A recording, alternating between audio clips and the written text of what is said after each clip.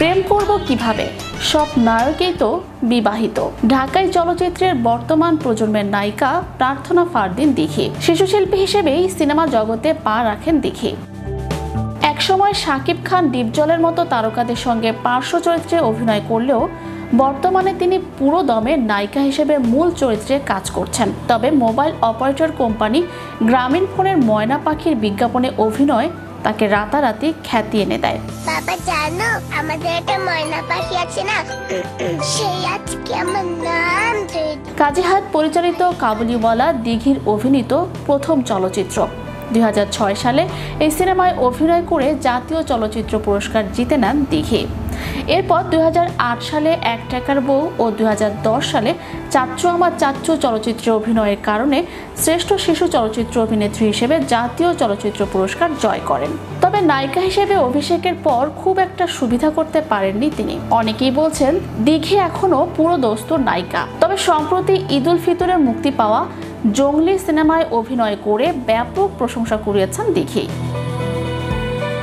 সিনেমাটি যেমন আবেগে ভাসিয়েছে, তেমনি অল্প সময়ের উপস্থিতিতে দর্শক নজর কেড়েছেন এই অভিনেত্রী।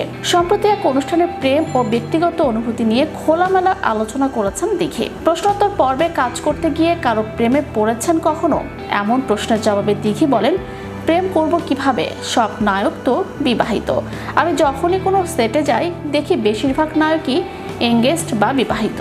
এমনকি রিলেশনশিপে থাকা নায়কদের সঙ্গেই বেশি কাজ হয়েছে। তাই কাজ করতে গিয়ে এমন কিছু অনুভব করার সুযোগই হয়নি।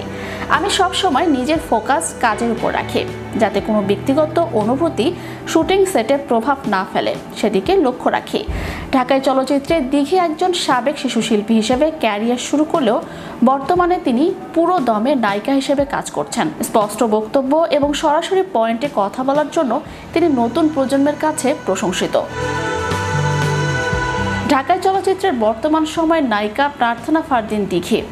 তার সঙ্গে বিভিন্ন জনের প্রেমের গুঞ্জনটা বহুদিনের। এদের মধ্যে অন্যতম হিসেবে ছিলেন দেশের জনপ্রিয় ইউটিউবার তৌহিদ আফ্রিদিও।